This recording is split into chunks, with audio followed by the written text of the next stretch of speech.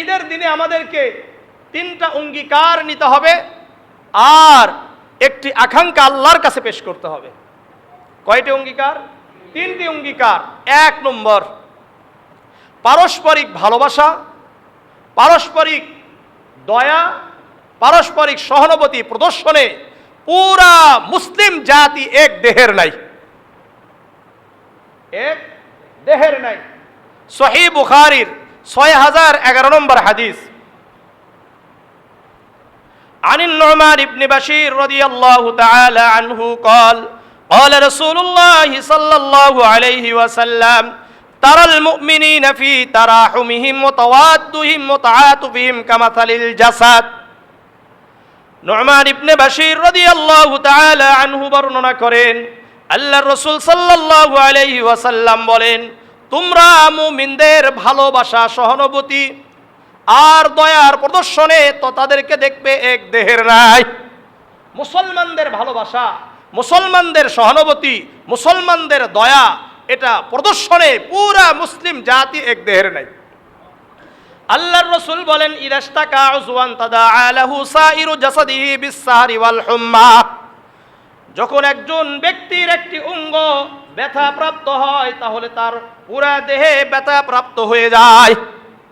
আমাদের দেহের যদি কোনো একটা জায়গায় ব্যথা হয়, পুরা শরীরে ব্যথা অনুভব করি, পুরা শরীরটাই জ্বর চলে আসে, আর এই ব্যথার কারণে পুরা রাত আমাদেরকে জাগ্রত থাকতে হয়।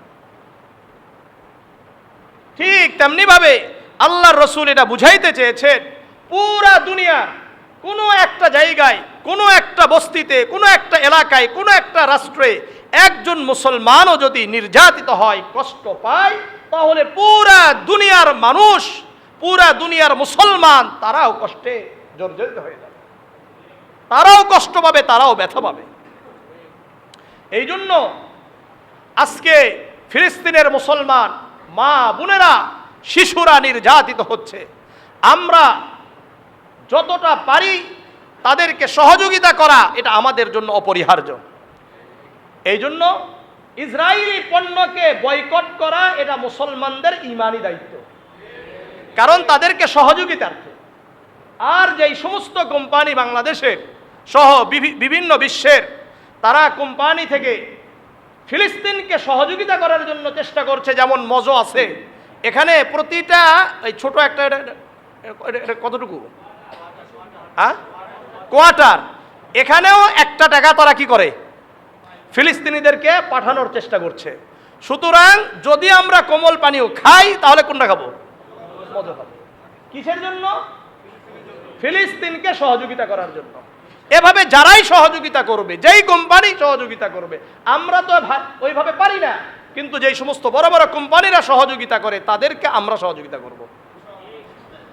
বুঝে আসছে ইনশাআল্লাহ? কারণ পুরা মুসলিম জাতি এক দেহের নাই। এটা হলো আমাদের 1 নম্বর অঙ্গীকার, যে পুরা দুনিয়ার মুসলমানকে আমাদেরকে সহযোগিতা করা, তাদেরকে ভালোবাসা, তাদের প্রতি আমাদের দয়া প্রদর্শন করা। 2 নম্বর অঙ্গীকার, ইসলামী ভ্রাতৃত্বের বন্ধন অটুট রাখার অঙ্গীকার করা। আল্লাহ রাব্বুল আলামিন সূরাতুল হুজুরাতের 10 নম্বর আয়াতে বলেন, ইন্নামাল মুমিনুনা ইখওয়া। মুমিনরা হলো ভাই ভাই। মুমিনরা কি? মুসলমান ভাই ভাই।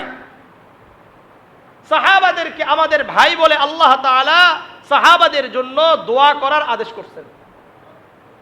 সূরাতুল হাশরের 10 নম্বর আয়াত আল্লাহ বলেন, ওয়াল্লাযীনা জাউ মিন বা'দিহিম ইয়াকুলুনা রাব্বানা ইগফির লানা ওয়া লিইখওয়ানিনা আল্লাযীনা সাবাকুনা বিল ঈমান ওয়া লা তাজআল ফী কুলুবিনা গিল্লাল লিল্লাযীনা আমানু রাব্বানা ইন্নাকা রাউফুর রহিম।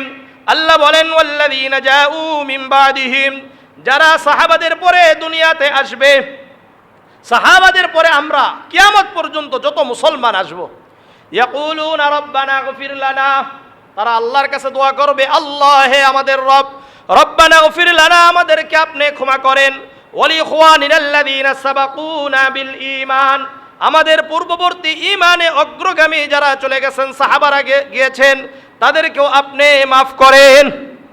সাহাবাদের মাফ করার জন্য আমাদেরকে দোয়া করতে আল্লাহ আদেশ করেছেন। এরপর আরো কি আদেশ করেছেন, ওয়ালা তাজআল ফি কুলুবিনা গিল্লাল লিল্লাযীনা আমানু, হে আল্লাহ আমাদের অন্তরে যারা ঈমানদার আগে চলে গেছেন তাদের ব্যাপারে কোনো হিংসা বিদ্বেষ আমাদের অন্তরে আপনি রাখবেন না। তাদের ব্যাপারে কোনো কিলকাল, কোনো সন্দেহ, কোনো হিংসা, কোনো বিদ্বেষ কোনোভাবে অন্তরে রাখা, এটা আমাদের ঈমানের জন্য ভয়ঙ্কর হয়ে যাবে। এই জন্য সাহাবাদের ব্যাপারে একেবারে চুপচাপ থাকা, শুধুমাত্র তাদের গুণগান বর্ণনা করা ছাড়া সাহাবাদের ব্যাপারে কোনো কথা বলার কোনো সুযোগ মুসলিম জাতির নেই। মনে থাকবে বিষয়টা। অনেকে কথা বলে, আল্লাহ তাআলা তাদেরকে হেদায়েত দান করেন। তাদের ব্যাপারে কোনো কথা বলার সুযোগ আল্লাহও রাখেন নাই, রসুলও রাখেন নাই। আল্লাহ, আমরা প্রত্যেক খুতবাতে কি বলি, আল্লাহ আল্লাহ ফি আসহাবি। আল্লাহর রসুল বলেন, এই শোনো, তোমরা আমার সাহাবাদের ব্যাপারে আল্লাহকে ভয় করো। মানে আমার সাহাবাদের ব্যাপারে কোনো কথা বলার আগে আগে কাকে ভয় করবা?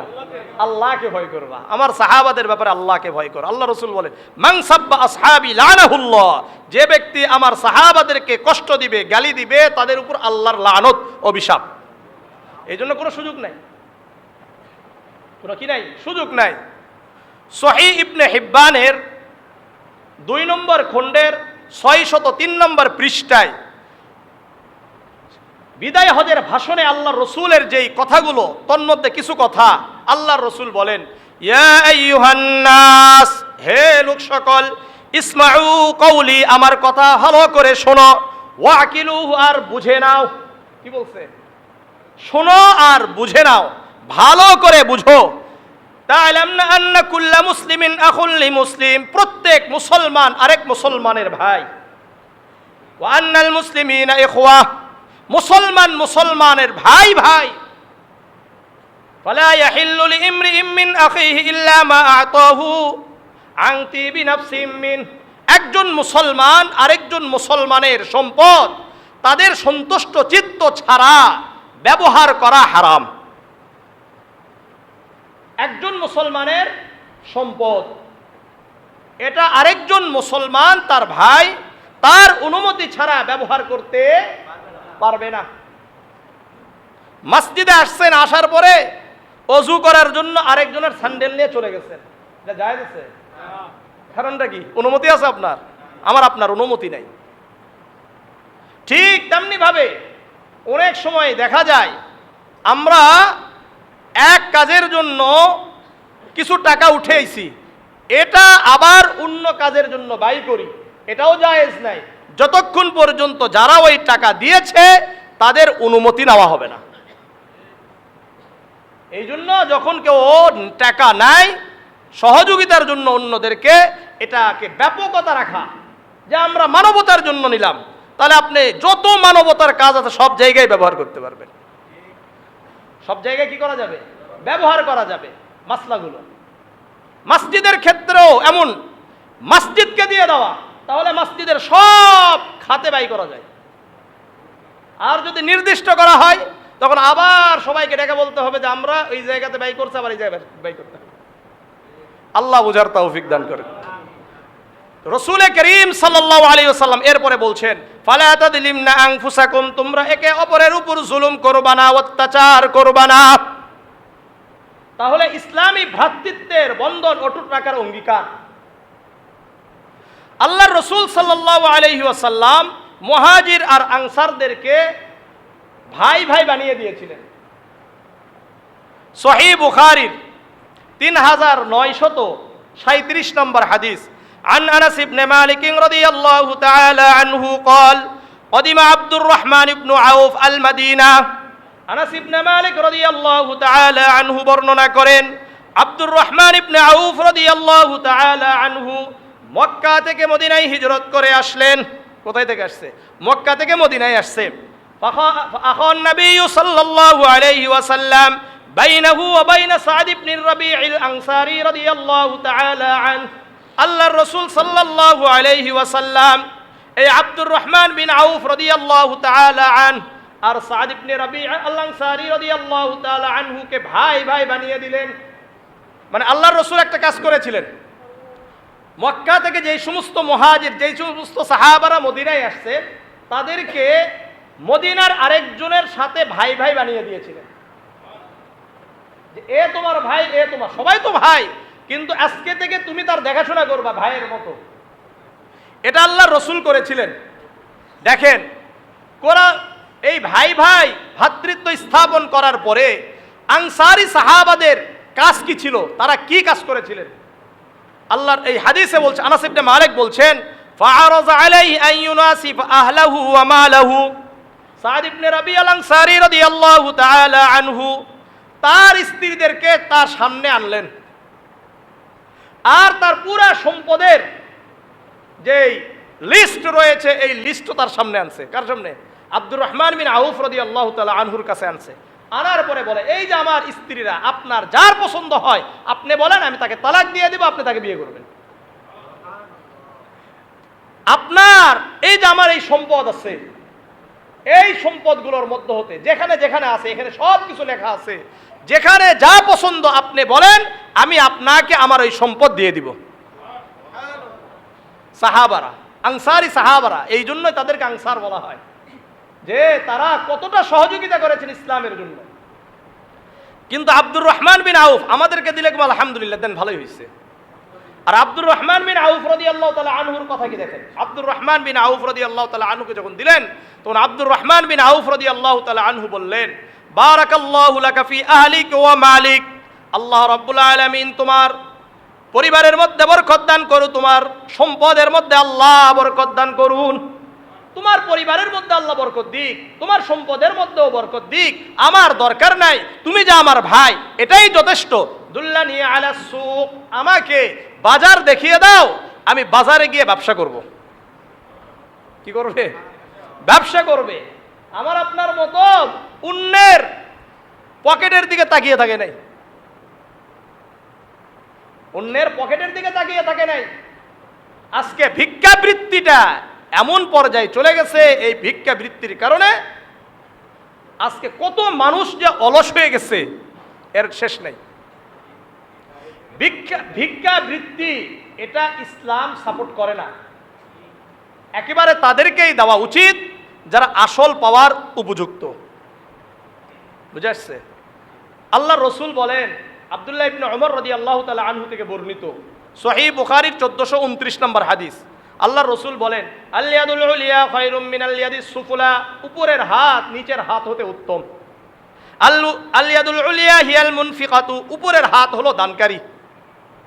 ওয়াল ইয়াদুস সুফলা ওয়াল ইয়াদুস সুফলা হিয়াস সাইলাতু, আর নিচের হাত হলো ভিক্ষার হাত। কিসের হাত? ভিক্ষার হাত। তাহলে কোন হাত হওয়া দরকার? উপরের হাত। কোন হাত? উপরের হাত। দেখেন আব্দুর রহমান বিন আউফ রাদিয়াল্লাহু তাআলা আনহু বললেন, আমাকে বাজার দেখিয়ে দাও। ফারাবিহা শাইআম মিন আকিতিন ওয়া সামনিন, উনি ব্যবসা শুরু করলেন পনির আর ঘিয়ের মাধ্যমে। কিসের মাধ্যমে? কিছু পনির নিলেন আর কিছু ঘি নিয়ে ব্যবসা শুরু করছেন। পরবর্তীতে পৃথিবীর শ্রেষ্ঠ ব্যবসায়ী হিসাবে আব্দুর রহমান বিন আউফ রাদিয়াল্লাহু তাআলা আনহুর খ্যাতি পুরা দুনিয়াতে ছড়িয়ে পড়েছিল, পুরা দুনিয়ার মধ্যে ছড়িয়ে পড়েছিল। কোথায় থেকে উঠছে? রাস্তা থেকে উঠেছে। এই জন্য ইসলামে কোনো ব্যবসা, কোনো কাজকে ছোট মনে করার কোনো সুযোগ নাই। পরিশ্রম, শ্রম দেওয়া, চেষ্টা করা আমাদের কাজ, আর দোয়া করা আমাদের কাজ। সফলতা দেওয়ার কাজ কার? আল্লাহ তাআলার। সুতরাং আমরা যে অবস্থায় আছি, আপনার আমার চাকরি নাই, আপনি অল্প কিছু পুঁজি নিয়ে ব্যবসা শুরু করেন, বসে থাকা যাবে না। কি যাবে না? বসে থাকা যাবে না। যেই জায়গায় আছেন সেখান থেকে চেষ্টা করেন আল্লাহ তাআলা যেন আমার আপনার রিজিকের মধ্যে প্রশস্ততা দান করেন। রিজিকের মধ্যে প্রশস্ততা এটা খুব বেশি জরুরি। আপনার রিজিকের মধ্যে প্রশস্ততা আসলেই আপনার নামাজ পড়তে বেশি ভালো লাগবে, আপনার আমার তাহাজ্জুদ পড়তে বেশি ভালো লাগবে, আপনার মন ভালো থাকবে, আপনার পরিবার ভালো থাকবে। পরিবারের উপর খরচ করা এটা রাসূলের সুন্নত। আজকে আমরা এগুলো ভুলে গেছি। পরিবারকে কষ্ট দিয়ে ইসলাম পালন করার কোনো সুযোগ ইসলাম রাখে নাই। এই জন্য বুঝতে হবে। আমরা হাদিস পড়ি না, খালি 2-3টা হাদিস পড়ে মনে করলেন কি হয়ে শুরু হয়ে গেছে। অথচ এই যে আব্দুর রহমান বিন আউফ রাদিয়াল্লাহু তাআলা আনহুর জীবনী, ওসমান ইবনে আফফান রাদিয়াল্লাহু তাআলা আনহুর জীবনী, এরকম বড় বড় সাহাবীদের জীবনী, তাবিঈনদের জীবনী আমরা পড়ি না। আমরা 2-3টা পড়ে এসে ফতোয়া দেওয়া শুরু করে দিছি। আল্লাহ আমাদেরকে বুঝার তৌফিক দান করে।